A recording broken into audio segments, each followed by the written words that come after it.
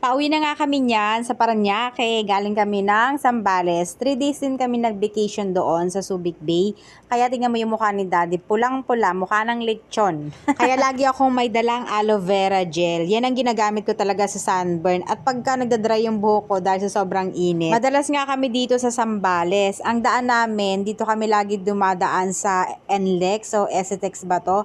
Pero mayroon kasi ditong toll gate. Parang nagmahal na nga siya kasi last time naalala ko nasa 500 plus lang siya. Sa cash lang kami, wala kaming RFID na ginagamit sa way na yan. Ang unang toll card, kukunin mo lang yung card o yung papel na yan. Ang kagandahan dumaan dito, dire-diretso lang yung biyahe kung walang ganong traffic. Kung ayaw nyo magbayad ng toll, pwede rin naman kayong dumaan sa San Fernando Highway. Ang labas kasi niyan sa Balintawak na. So doon ka na magbabayad ng toll which is 616 pesos na.